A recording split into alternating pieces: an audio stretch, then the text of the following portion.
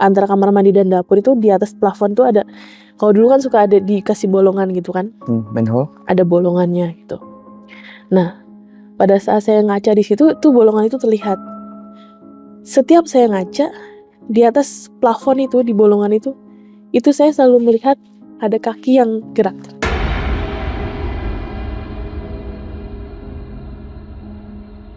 Pintu depan itu menuju ke belakang itu pasti kelewatin kamar gitu. Itu tuh kayak ada yang lewat pakai daster kayak uak gitulah, langsung ke dapur ke arah belakang. Nah, itu dipanggil, "Bu," kan manggilnya ibu, "Bu, udah pulang," gitu. Tapi nggak ada suara apa-apa lagi. Dilihatlah ke belakang, nggak ada siapa-siapa. Pindah lokasi, pindah rumah itu ternyata tidak menghilangkan kisah misteri yang saya alami. Si sosok yang sering datang ke mimpi saya pada saat saya kecil itu datang lagi. Aduh. Kembali lagi. Tanya merah. Sampai terngiang-ngiang tuh. Jadi dia tuh punya mata yang menyala, rambutnya tuh panjang, dan kukunya dia selalu memperlihatkan kuku gue panjang gitu, so begini.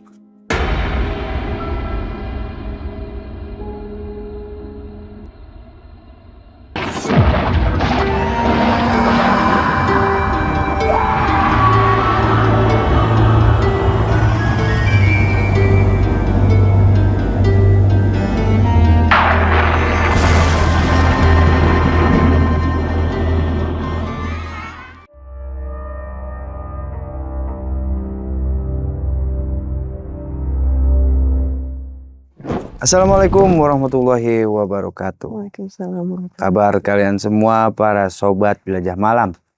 Semoga kalian semua dalam keadaan baik-baik aja dan selalu dalam lindungan Allah Subhanahu wa taala. Masih bersama gue Arul di channel Jelajah Malam, dan kali ini kita masih ada di kediamannya Kang Akri di daerah Maleber. Dan di samping gue nih udah ada istrinya sekarang.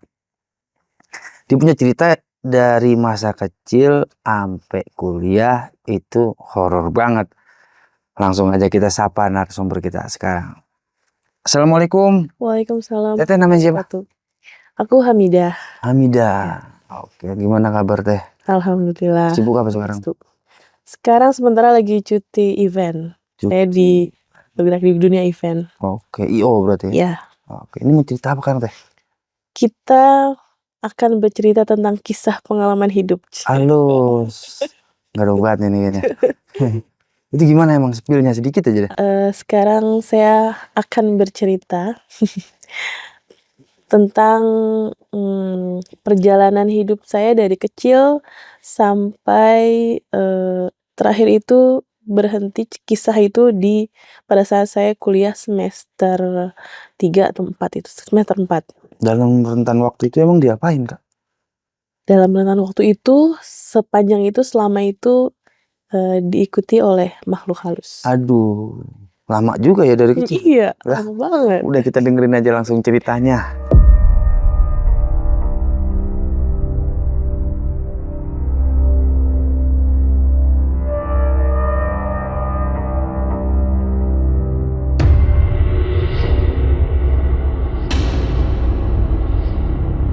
Dulu itu saya tinggal itu di daerah Jakarta, tepatnya di daerah Kemang, sekitaran Kemang. Di situ sekitar tahun 92, daerah Kemang itu jalannya itu masih tanah. Di Kemang itu masih enak lah, kita jalan-jalan santai, masih enak di Kemang, nggak kayak sekarang. Macet. Udah rame banget. Itu suasananya masih asri lah. Di depan rumah itu pagarnya tuh masih kayak daun mangkok-mangkok, tahu? Oh iya Itu suka dibikin masak-masakan. Terus ada pohon kecapi, ada pohon melinjo, ada pohon karet, banyak pohon-pohon lah. Dan di belakang rumah itu, setiap rumah kita punya sumur sendiri. Sumur kerek atau? Sumur kerek. Oh iya. Nah, kisahnya bermulai dari situ. Awalnya saya tuh mimpi pertama itu, mungkin pertama itu hanya menganggap itu hanya bunga tidur ya, karena kan mimpi lah ya gitu. Di dalam mimpi itu, Kapan itu kita di usia? Di itu usia masih saya tuh waktu itu TK, berapa? OTK. masih TK. Kenapa saya ingat? Karena dari mulai mimpi pertama itu berlanjut ke mimpi-mimpi selanjutnya. Oke. Jadi pas pertama kali itu mimpi, saya seperti dihantui atau dikejar-kejar sama seorang sosok. Sosoknya itu dia wujudnya itu rambutnya panjang, matanya menyala merah, terus kukunya tuh panjang-panjang dan dia begini gitu, memperlihatkan bahwa kukunya tuh panjang. Nah, ternyata setelah mimpi pertama itu saya cerita ke mama, jadi kami itu di rumah Kemang itu tinggal itu satu keluarga. Jadi bapak saya, mama, adik dan saya. Tapi pada saat itu kondisinya bapak saya itu sering kerja keluar kota, jadi jarang pulang ke rumah. Jadi kita tuh tinggal di rumah itu hanya bertiga. Seringnya seperti itu, mama, saya dan adik saya. Pada saat setelah mimpi, saya ceritakan ke mama. Kan saya kalau di rumah dipanggil kakak. Mah, kakak cerita mungkin bahasa anak kecil ya, bahasa TK gitu. Kakak mimpi seperti ini. Nah, pada saat saya selesai cerita, mama saya mengingatkan, kakak dulu waktu adik lahir, adik saya namanya Yoga, waktu Yoga lahir, itu kan mama lahir di bidan kak, katanya gitu kan. Nah, kakak itu nangis. Katanya, kakak cerita, kata mama itu, kakak ngelihat ada yang nongol gitu jadi di bidan itu si pintunya itu dia kaca semua gitu di ruang inapnya. Jadi katanya kakak tuh ngelihat ada sosok di situ dan kakak nangis kayak gitu. Terus pas kita sudah pulang ke rumah itu pas tengah malam kakak mau keluar kamar, mau ke kamar mandi, itu nangis lagi. Kakak cerita ke mama, katanya melihat sosok itu, katanya matanya nyala merah, rambutnya panjang, kukunya panjang gitu. Nah, itu diingatkan lagi sama mama gitu. Jadi nyambung, ada korelasinya dari mimpi itu. Nah setelah itu sudahlah, mimpi itu dianggap sudah berlalu. Kemudian berlanjut lagi, tidak di hari selanjutnya, tapi ada selang waktu saya mimpi lagi sosok itu lagi.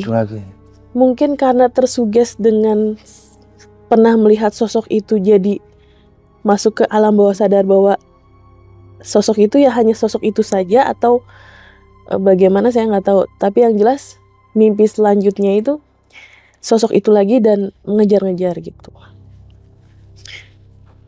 Terus berlanjut seperti itu. Kemudian di suatu malam waktu itu kondisi di rumah lagi hujan lebat, ada petir juga, ada kilat. Kami di rumah hanya bertiga seperti biasa, mama, saya sama adik. Biasa tuh mama tuh kalau setiap malam itu sama anak-anaknya kalau kita sebelum tidur tuh selalu diajak main. Jadi kayak kita mainan tradisional gitu kan, di atas kasur gitu di kamar. Pada saat kita main sambil ditemani hujan, kemudian kita lihat ada sosok ular. Iya, ularnya tuh kayak ular batik itu sanca. Kayak yang batik itu sanca kan, kayak gitu. Itu dia masuk ke dalam kamar gitu. Dan kita tuh, jadi di kamar itu kan ada jendelanya. Jendela itu langsung menghadap keluar. Dan itu dekat dengan rumah tetangga lah gitu. Di situ kita minta tolong ada ular gitu sambil hujan kan, jadi mungkin mereka nggak terlalu dengarkan suara teriakan kita. Akhirnya ada yang lewat terus dengar, langsung manggil tetangga, langsung pada masuk datang ke rumah karena kita nggak berani turun ke kasur dan nggak berani kemana-mana gitu. Jadi kita stay di atas kasur dan sambil minta. Ularnya tuh dia asalnya tuh muterin kasur, terus dia masuk. Jadi kasur kita kan ada dipan. Jadi dia masuk ke kolong kasur gitu. Masuk kolong kasur, kita takutnya ngerinya dia naik ke atas kan. Makanya kita diam aja situ sambil minta tolong. Kita teriak-teriak. Kemudian datang tuh para tetangga, datang ke kamar, masuk ke rumah, datang ke kamar. Pas dilihat, dicari di kolong tempat tidur nggak ada.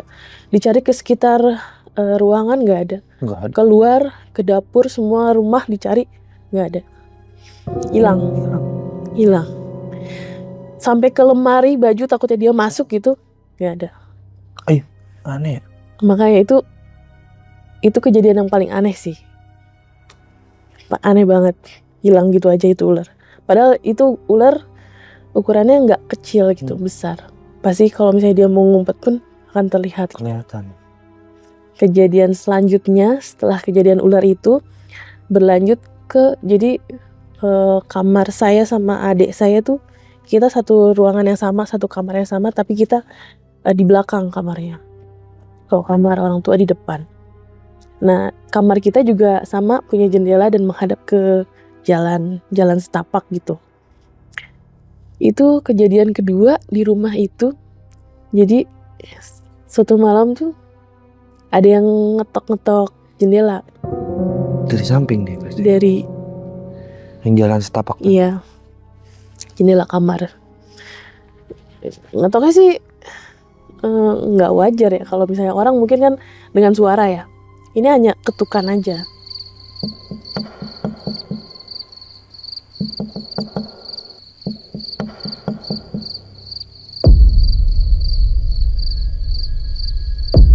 Saya nggak berani untuk buka karena namanya udah malam. Walaupun seiseng apapun orang itu pasti terdengarlah suara langkah kakinya gitu. Ini nggak ada suara kaki atau apa, hanya ketukan aja udah. Kebiasaan saya pada saat tidur itu selalu nutupin kepala sama bantal. Karena terlalu sering banyak kejadian di rumah itu gitu. Jadi kalau malam Kemang itu masih sepi banget, masih banyak kebun-kebun. Di bawah juga kalau yang tahu daerah Kemang itu ada tempat pembuangan sampah sementara di bawah itu posisinya letaknya deket pohon kecapi sama pohon karet.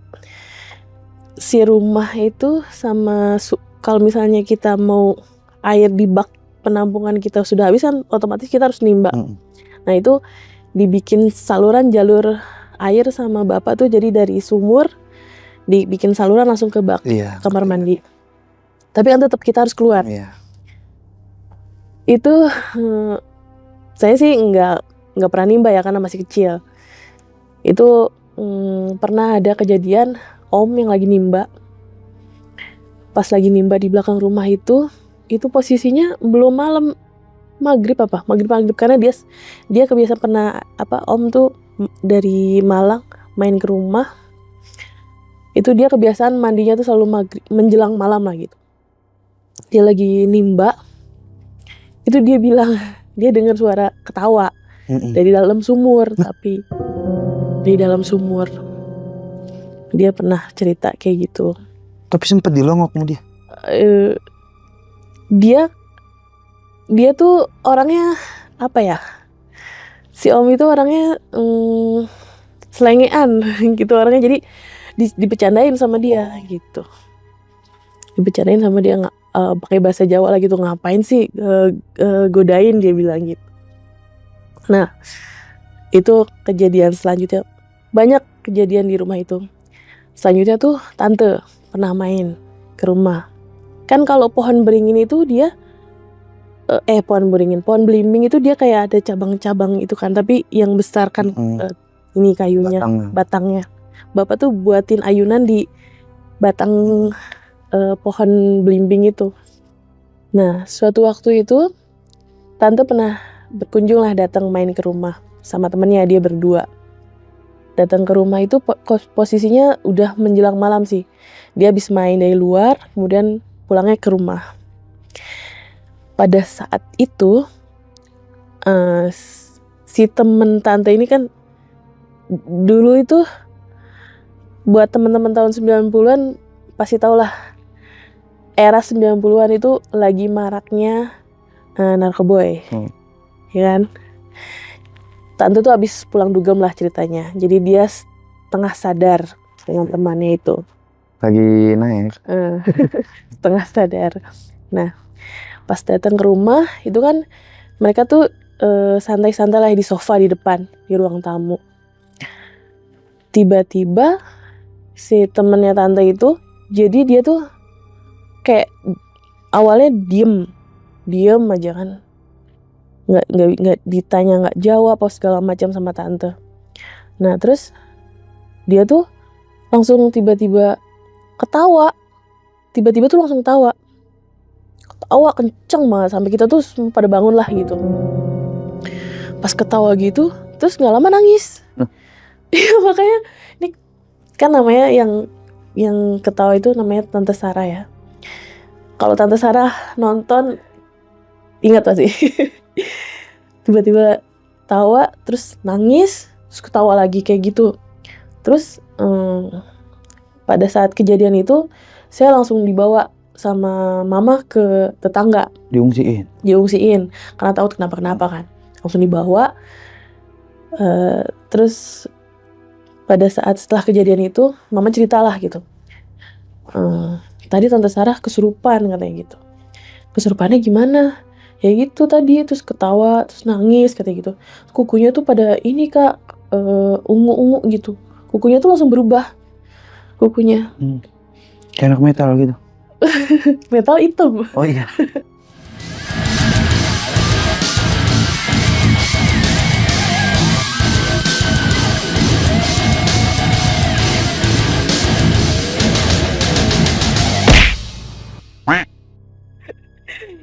Berubah jadi ungu gitulah. Terus dipanggil Pak Ustadz, pokoknya pemuka agama di sekitar situlah gitu. Dipanggilin lah. Nah pada saat kejadian tante aku kan itu yang kesurupan temennya kan. Tante aku cerita juga si Bian lihat itu kak katanya, lihat kuntilanak di depan rumah. Kan depan rumah itu dibuatkan ayunan.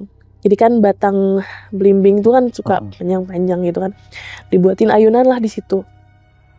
Di situ ngeliat kuntilanak lagi main ayunan kak katanya gitu.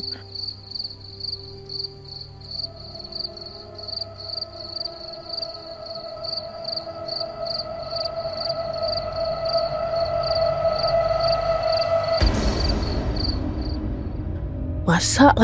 Aku jadi takut lah gitu. Mama cerita kayak gitu.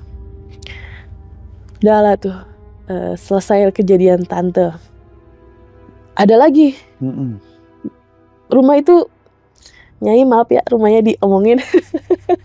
Kagak bisa habis ini ya rumah cerita. Soalnya memang dulu itu di Kemang itu bener-bener sepi, banyak banget. Kalau daerah tempat rumahku tuh banyak pohon-pohon besar. Yaitu kayak karet kan pohonnya besar, kecapi besar, melinjo juga banyak. Jadi mungkin ya para penghuni dunia lain juga mungkin suka kali. Jadi Kayak gitu. Di rumah itu banyak lah. Udah gitu penerangan jalan pada saat itu masih minim. Karena ya masih tahun 90-an. Permen juga masih 1 perak. Iya. Permen juga ya permen ya. masih ngalamin lah gitu. Kita kembali ke kisah hidup saya.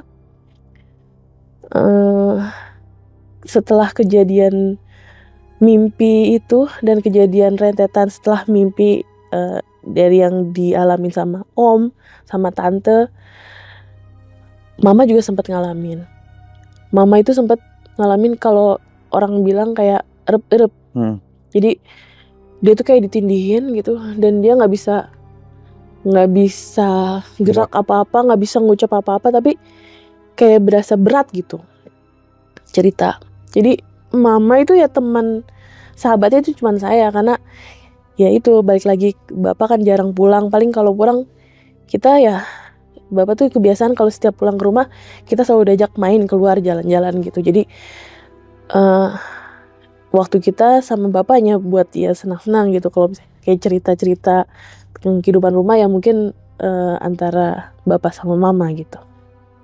Kalau kita anak-anaknya sih hanya diajak senang-senang aja Yaitu mama bilang, cerita, mama semalam erep-erep kak, katanya gitu. Erep-erep gimana? Iya, susah gerak, nggak bisa, kayak ada yang nindihin kayak orang banyak gitu, nindihin mama sampai nggak bisa gerak, nggak bisa ngomong, nggak bisa ngucap gitu. Gitu. Nah, setelah itu beranjaklah, berjalan tahun demi tahun gitu. Saya waktu itu beranjak SMP, itu mulai kejadian-kejadian mistis tuh dampak langsungnya ke saya gitu. Jadi pada saat saya beranjak SMP tuh, setiap malam sebelum tidur, rutinitas saya itu sebelum tidur, kalau saya belum dandan, jadi mama saya tuh dulu buka salon, jadi kita tuh banyak kaca-kaca lah. Nah dulu sebelum saya tidur, kalau saya belum dandan, itu saya belum bisa tidur. Dandannya, Belum tidur. iya. Dan dandannya itu, make upnya itu nggak tentu. Jadi misalnya hari malam ini lagi pengen nuansa biru, biru semua, kayak eyeshadow, lipstick biru, semua biru, serba biru. Sampai kadang kalau misalnya ada outfit baju biru, biru semua. Pokoknya biru semua. Kalau lagi malam itu pengen warna hijau, hijau semua. Aneh banget. Dimulai dari SMP tuh. SMP, beranjak SMP, masuk kelas 1 SMP. Nah, pada saat saya dandan, jadi posisinya itu ini kaca. Saya tuh senangnya tuh ngaca di yang kaca deket dapur. Jadi si kaca itu dapur, dan sebelahnya itu ada kamar mandi. Nah di atas kamar mandi, antara kamar mandi dan dapur itu, di atas plafon tuh ada, kalau dulu kan suka ada dikasih bolongan gitu kan, manhole. ada bolongannya gitu. Nah pada saat saya ngaca di situ, tuh bolongan itu terlihat. Setiap saya ngaca di atas plafon itu, di bolongan itu saya selalu melihat ada kaki yang gerak. Uncang-uncang gitu. Iya, tapi dari pantulan kaca. Nggak, kalau pernah saya sekali melihat langsung nengok ke belakang, nggak ada. Tapi dari pantulan kaca ada. Dari pantulan kaca ada. Kayak dia uncang-uncang aja kakinya gitu. Hanya kaki aja. Karena kan mungkin posisinya dia mungkin duduk kali ya di atas plafon itu. Jadi yang terlihat hanya kaki. Itu terjadi selama berapa lama ya? Terus setiap malam selalu seperti itu. Kalau saya nggak ngelakuin dandan, udah sampai pagi nggak bisa tidur. Pernah beberapa kali saya nggak ngikutin, maksudnya abis make up terus dihapus terus langsung tidur, kan kayaknya ngapain sih gitu. Cuman buat buang-buang make up doang gitu. Oh jadi ya mungkin mintanya ya. Mungkin. Dia mintanya kakak disuruh make up, terus dihapus tidur. Oh enggak make up terus tidur, enggak? Jadi make up terus ngaca gitu. Udah itu cuci muka, bersihin muka, udah tidur. Kurang kerjaan ya? Iya, kurang kerjaan kalau sekarang ingat mah. Kurang kerjaan banget. Kayak gitu berselang berapa lama. Ya itu kalau misalnya nggak diikutin nggak bisa tidur. Maksudnya kalau bisa tidur itu diganggu atau emang Enggak, akan memang melek nggak bisa terus? tidur, melek terus. Kayak apa ya?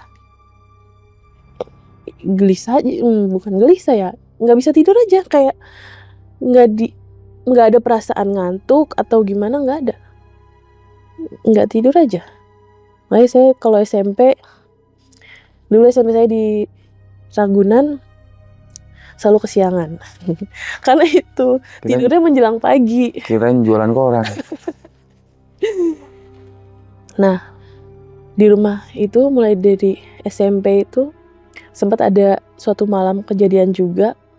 Jadi SMP itu saya udah mulai satu kamar sendiri. Saya tuh biasanya kalau di kamar itu selalu ngedekor kamar sendirilah gitu, mulai eksperimen gitu. Jadi lampu kamar tuh saya buat kayak lampion-lampionan. Jadi dulu tuh ada kertas daur ulang yang dari bubur kertas itu. Kan itu ada warna-warni, beli di Gramedia. Saya buatkan kayak lampion-lampion gitu, tapi hanya lampion minimalis lah gitu. Jadi kalau misalnya malam ini lagi pengen ruangan warna kuning atau warna pink gitu, tutup tinggal kayak itu ganti gitu. aja. Iya, jadi cuma ditempel gitu doang gitu. Nah suatu malam kasur saya tuh kasur tingkat, jadi atas bawah gitu. Sini meja belajar, terus ada lemari pakaian. Nah si meja belajar itu sejajar sama pintu kamar. Jadi ini pintu, ini meja belajar, terus kasur sebelah sini. Nah suatu malam tuh saya ngerasain, kan saya kalau tidur tutup kepala pakai bantal tadi kan. Nah malam itu tidak saya lakukan, tapi di malam itu saya merasakan ada jari-jari tangan itu mungkin satu jarinya tuh sekepalan tangan saya mungkin ya. Besar banget, saya ngerasain besar banget dan kasar. Telapaknya tuh kasar banget. Dia ngelus ke kepala gitu. Tapi saya nggak ngerasa takut. Dengan elusan kepalanya dia tuh saya jadi nyaman dan tidur pulas. Tapi saya tahu itu yang ngusap saya itu tangannya gede banget. Malah pulas. Jadi nggak tahu. Dari kejadian-kejadian itu tuh saya tahu itu horor gitu. Tapi saya tidak dikasih rasa takut. Gitu. Mungkin kalau cerita ke orang, emang nggak takut gitu? Enggak. Itu masih kerasa lah si sidik jarinya gitu kasar, maksudnya kayak sidik jari yang tebel itu kasar gitu, masih berasa ke kulit kepala gitu, kulit muka masih berasa banget, dan itu besar banget, yang nutupin kepala lah, itu besar banget, dia ngusapin gitu. Saya malah tidur.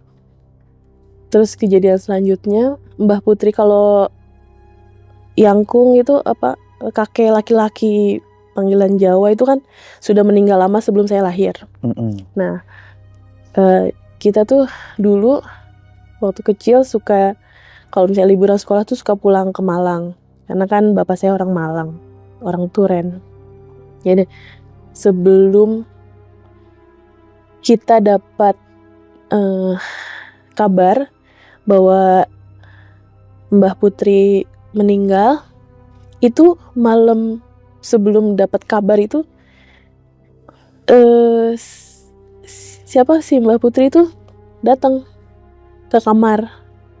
Tapi dia kan orang tua Jawa dulu kan, dia rambutnya panjang-panjang, tapi dia digelung, dikonde gitu, tapi diputer-puter gitulah. Si Mbah Putri itu dia dari arah pintu ke kasur itu kayak melayang gitu. Tapi dia biasanya rambutnya dikonde, ini rambutnya digerai. Rambutnya digerai. Biasa orang tua Jawa itu pakai kebaya. Itu dia kayak jalan dari arah pintu ke kasur saya tuh kayak melayang gitu. Jalan gitu. Nah, saya tidur kan seperti biasa, nutupin kepala pakai bantal. Itu ngintip gitu. Dari arah pintu terlihat jalan gitu. Saya langsung nutupin muka karena takut. Setelah kejadian malam itu, besoknya dapat kabar Mbah Putri meninggal.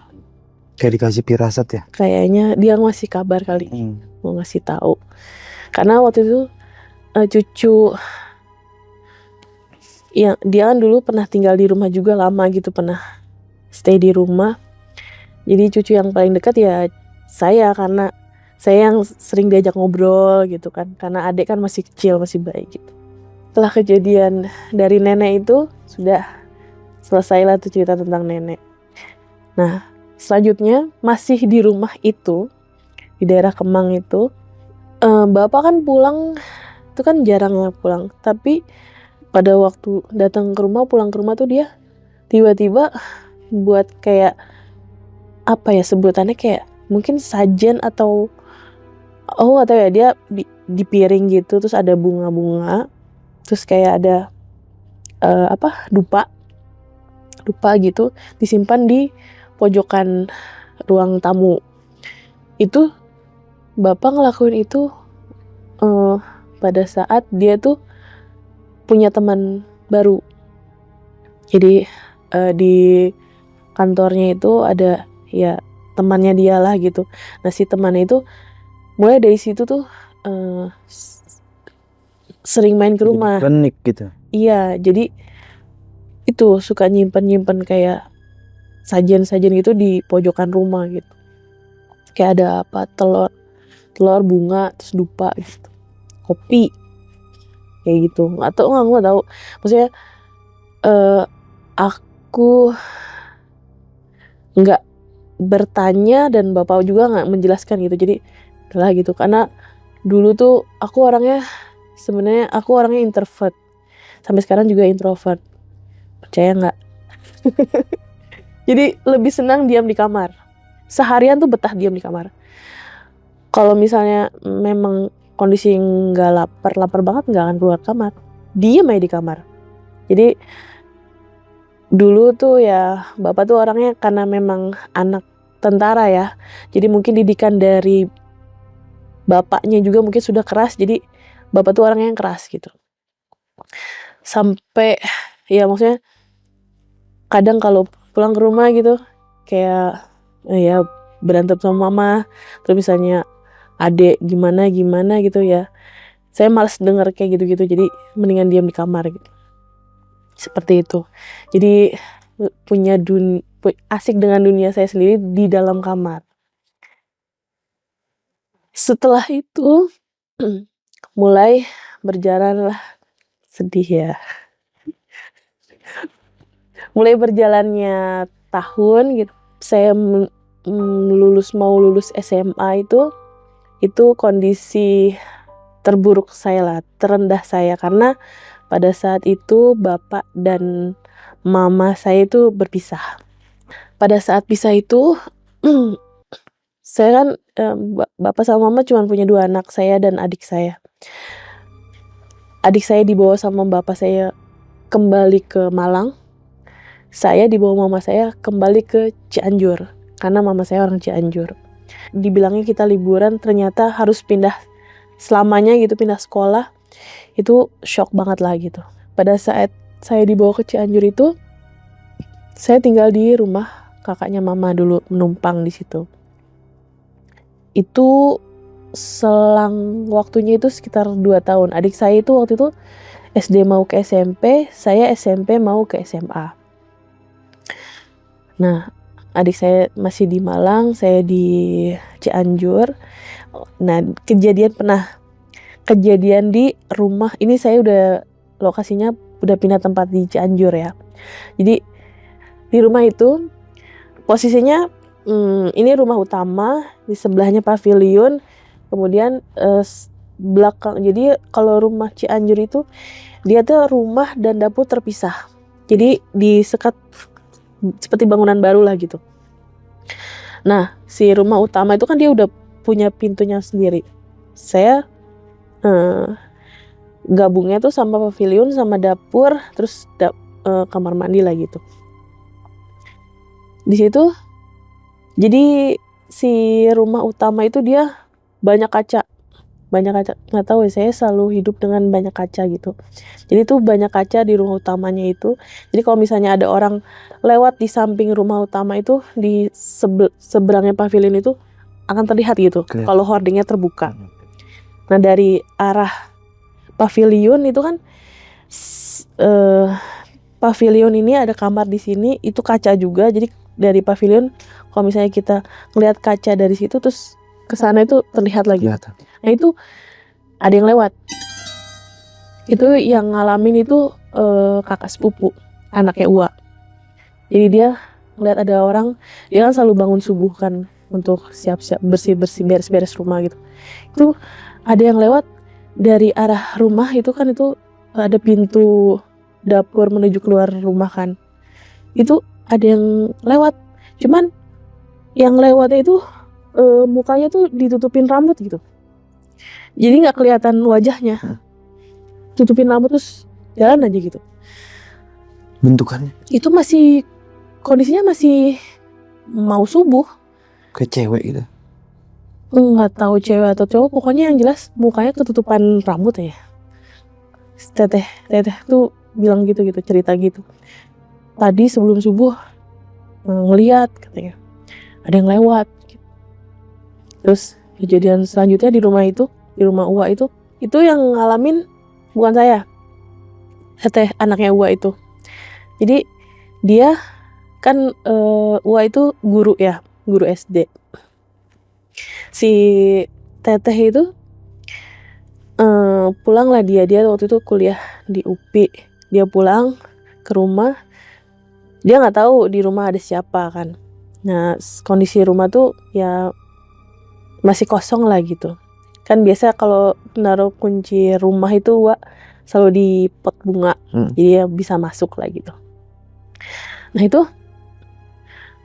dia tuh masuk, terus kayak ada yang nyerupain Uwa itu tuh ke dapur gitu. Tapi masih pakai, kan kalau Uwa tuh kalau di rumah selalu pakai daster ya.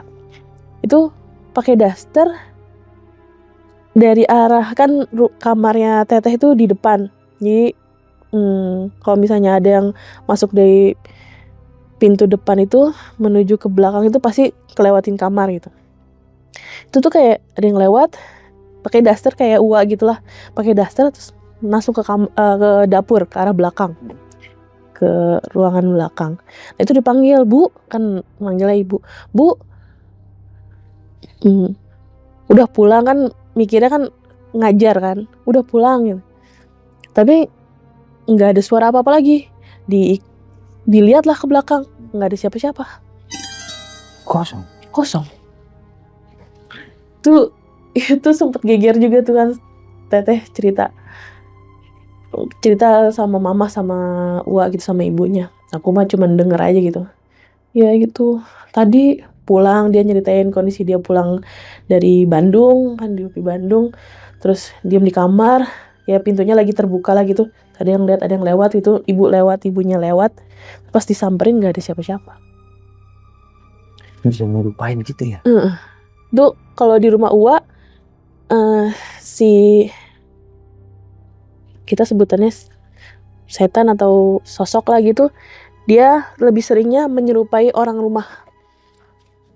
Kalau di rumah Uwa itu menyerupai orang rumah. Tapi ada info makhluk apa aja yang di situ? Kalau menyerupai makhluk apa aja belum pernah ditampakin ya. Cuman yang lebih sering itu menyerupai orang rumah.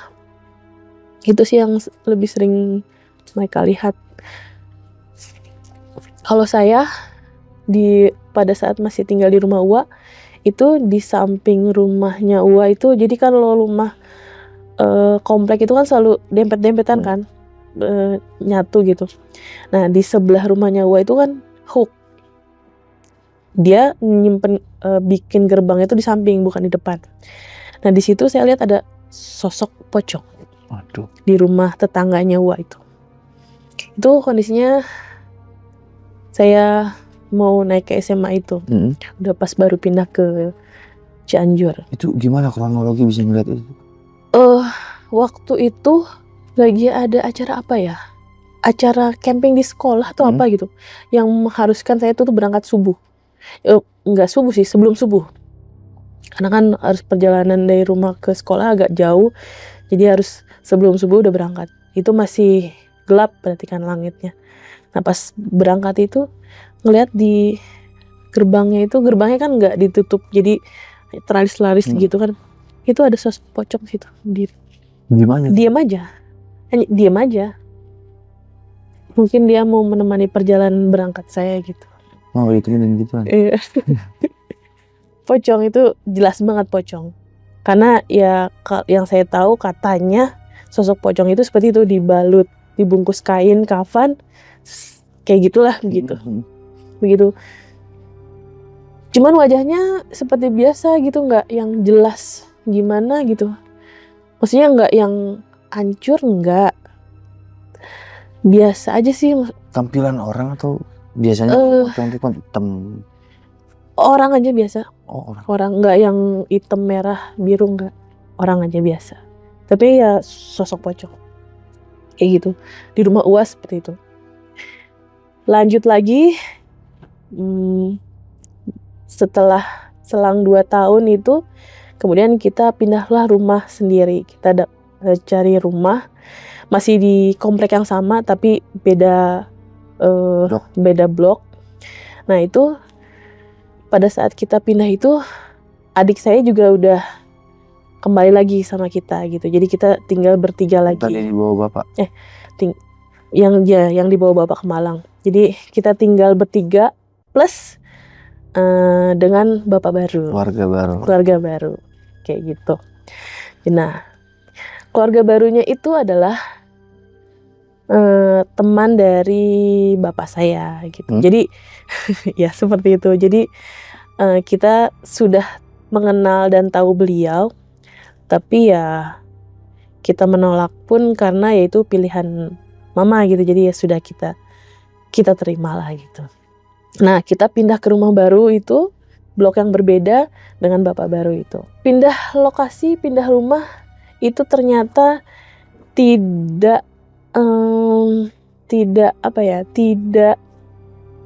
menghilangkan kisah misteri yang saya alami. Si sosok yang sering datang ke mimpi saya pada saat saya kecil itu datang lagi. Aduh. Kembali lagi. Tanya merah. Itu dulu tuh sampai terngiang-ngiang tuh. Jadi dia tuh punya mata yang menyala, rambutnya tuh panjang, dan kukunya dia selalu memperlihatkan kuku gue panjang gitu, so begini, ngeliat gitu, ngelototin gitu lah, dan dengan begini gitu kondisinya, posisi dia, kukunya tuh panjang-panjang, runcing-runcing gitu. Serem deh pokoknya. Ngelus-ngelus dia? Yang ngelus-ngelus? Nggak tahu ya, kalau tampilan dia seperti itu, jarinya kecil-kecil, maksudnya normal biasa. Kalau yang ngelus itu gede banget. Nggak tahu dia berubah wujud atau kayak gimana, nggak tahu. Atau ngelusnya pakai kaki? Mungkin karena kasar ya. Mungkin bisa jadi gitu. Nah, si sosok itu, saya pindah ke situ, sosok itu mulai masuk lagi ke dalam mimpi. Datang lagi dia. Datang lagi. Nggak tahu dia mau ngasih pesan apa atau bagaimana, tapi itu dia datang lagi ke mimpi. Dan kalau dulu waktu kecil kan, mama cerita waktu saya masih kecil kan, saya melihat sosoknya. Dan selanjutnya itu kenapa dia datangnya ke mimpi gitu, nggak yang datang lagi gitu. Maksudnya dengan menampakkan lagi dia gitu, datangnya tuh ke mimpi gitu. Entah itu mungkin dia menampakkan sosoknya dia, tapi saya berasanya mimpi, atau mungkin dia masuk ke dalam mimpi, nggak tahu. Tapi saya ngerasanya sih itu seperti mimpi yang seperti nyata gitu. Datang beberapa kali itu masuk ke dalam mimpi. Di rumah yang baru itu juga pernah ada kejadian. Suatu malam tuh adik saya lagi tidur di kamar dia tuh, jadi kita kondisi rumah yang baru itu karena di komplek perumahan itu susah air, jadi kita punya penampungan bak air. Setiap rumah tuh punya penampungan bak air. Ketoran? Jadi bukan? Itu udah masuk air pump. Jadi kalau misalnya pada saat air nyala, kita nampung air di situ. Jadi itu sering mati. Jadi pumpnya tuh dulu masih sering mati. Jadi pada saat kita sering mati tuh, matinya tuh nggak sebentar, lama, bisa berhari-hari. Makanya kenapa setiap rumah selalu punya penampungan air sendiri. Si penampungan airnya itu kondisinya ada di belakang. Posisi kamar adik saya di belakang juga, jadi berhadapan sama si bak air itu. Adik saya di belakang. Suatu malam di rumah itu tiba-tiba Saya diam di ruang TV waktu itu udah jelang malam lah, udah sekitar udah jam 11-an ke atas. Saya lagi nonton TV, terus rumah tuh memang itu dulu tuh daerah situ masih banyak kabut. Rumah tuh masih banyak kabut, tapi si kabutnya tuh masuk ke rumah gitu. Jadi mungkin saking tebalnya di luar kali, jadi si kabut tuh masuk ke dalam rumah gitu. Ruang TV tuh berkabut aja. Saya dapat SMS dulu tuh zaman handphone Sony Ericsson, boleh sebut merek nggak? Boleh. Ya, zaman Sony Ericsson itu masih SMS, belum ada BBM. Tiba-tiba ada SMS masuk. Itu nggak ada nama, nggak ada nomor. Kata-katanya tuh seperti ini. Saya ingat dia menyebutkan namanya, dia tuh Mia. Intinya tuh kata-katanya dia tuh temenin aku, ngajak aku ajak aku main gitu. Jadi temenin aku, ngajak aku main gitu. Jadi aku mau main gitu. Nah, setelah baca itu kan itu nggak ada nomornya ya. Itu kita hapus nggak bisa. Handphone saya tiba-tiba langsung jadi ngehang, error. Kapris ya. Nggak bisa diapa-apain. Banguninlah adek ke kamar belakang. Bangunin. Nggak bangun. Ini handphone kakak kenapa? Dilihat sama dia kan di otak terus dimatiin gitu powernya. Itu nggak bisa diapa-apain, nggak bisa. Dimatiin pun nggak bisa. Nggak bisa. Weh, kenapa kak? Katanya nggak tahu, ini lihat. Dia tuh kalau nggak salah di kata-kata SMS itu dia menceritakan bahwa dia tuh meninggalnya karena kecelakaan atau apa gitu. Jadi dia menceritakan dirinya dan dia minta diajak main. Dia memperkenalkan namanya dia Mia, menceritakan dirinya kenapa, terus dia minta diajak main. Kayak gitu. Itu masuk SMS itu, tapi nggak ada nomor. Nggak nomor, Kosong nggak ada aja, nama. nggak ada. Bisa gitu ya? Nggak tahu. Itu di rumah itu terus kayak kejadian di film-film horor gitu. Jadi ruangan itu tuh berkabut. Jadi kayak tebal banget kabutnya pada saat itu. Itu aneh banget sih. Udah dari situ handphone dia nggak bisa dipakai. Sampai dia mati sendiri. Lama dong. Itu selang berapa lama ya? Waktu itu pernah dibawa ke counter nggak ya? Saya lupa deh itu pernah dibawa ke counter atau enggak. Tapi itu handphone udah sampai pada saat kejadian itu udah nggak bisa dipakai lagi. Udah Rusak udah. Udah rusak, nggak bisa dipakai. Karena udah nggak bisa diapa-apain. Paling ya Kalau dicabut baterai terus nyalain lagi. mati aja udah. Mati aja. Mati. Nggak tahu itu kenapa. Perusak emang Mia. Anda Mia perusak. Nah, tuh handphone hilang satu. Nah, setelah itu lanjut.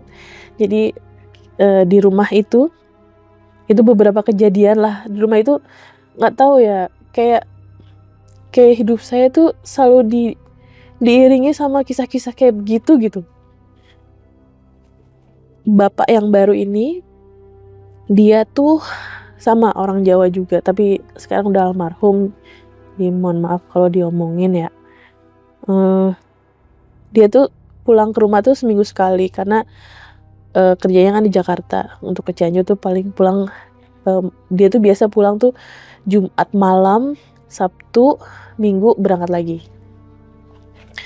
Jadi setiap dia datang ke rumah tuh kadang dia tuh suka ngajak, bukan ngajak sih, kayak ada yang datang ke rumah itu untuk, kadang mereka suka bikin atraksi kayak buka baju gitu, terus bikin atraksi kayak ada gerakan silat, terus makan telur mentah. Itu aku pernah lihat gitu, makan telur mentah gitu, terus sama yang orang yang datang ke rumah itu gitu. Entah tujuannya apa dan bagaimana, pokoknya karena balik lagi ke awal saya orang yang introvert, jadi masa bodohan, jadi mendingan diam di kamar gitu. Cuman dengar suara-suara teriak-teriakan mereka kayak gitu dan bekas-bekasnya lah gitu. kayak gitu. Jadi kalau misalnya si bapak baru ini pulang ke rumah, dia kadang buat atraksi atau ada yang datang ke rumah untuk kayak ngomongnya sih dibukakan. Jadi yang ada tuh satu orang tuh, dia datang ke rumah tuh, dia sudah berumur tapi belum menikah. Jadi dia minta dibukain jodoh apa segala macam, nggak ngerti lah gitu. Pokoknya ada yang suka datang ke rumah terus untuk minta ke konsultasi. ya bapak gitu. Kayak gitu-gitu. Terus ada yang kayak ada yang apa bilangnya ada yang ngirim apa gitu, minta tolong kayak gitu-gitu deh pokoknya. Sama bapak baru ini agak nyentrik sih gitu. Karena setiap dia pulang ke rumah tuh bukan ketenangan yang kita dapat gitu, maksudnya Sih mungkin. iya, jadi kita merasa terganggu gitu, kayak gitu. Maaf itu soalnya orangnya udah nggak ada. Jadi diomongin kayak gitu sih. Yang saya pernah lihat sekali itu pas dia makan telur mentah, nggak tahu buat apa, dan melakukan atraksi kayak setengah silat kayak gitu-gitu. Mungkin sepertinya sih terlihat seperti kesurupan ya, tapi nggak tahu. Nah setelah itu di rumah itu kan itu SMA ya, SMA kelas 3 mau naik kuliah. Itu si sosok itu masih terus masuk dalam mimpi, cuman selalu saya hiraukan, dan semakin beranjak besar, semakin beranjak dewasa, makin hanya dipendam sendiri gitu. Jadi tidak apa-apa diceritakan ke orang tua, jadi ya udahlah dianggap angin lalu gitu, cuman mimpi aja gitu. Cuman ya mungkin otak ini hanya monoton tahu sosok itu doang gitu, jadi yang muncul di mimpi tuh cuman itu doang gitu, jadi nggak yang lain gitu. Itu dia selalu masuk ke dalam mimpi, dan dia nggak pernah ngomong menyampaikan pesan apa atau mungkin saya hiraukan, tapi ya yang saya ingat hanya kemunculan dia aja gitu. Jadi bukan pesan yang pernah dia sampaikan gitu. Nah suatu itu kejadiannya sih sebenarnya itu antara Jumat atau Sabtu.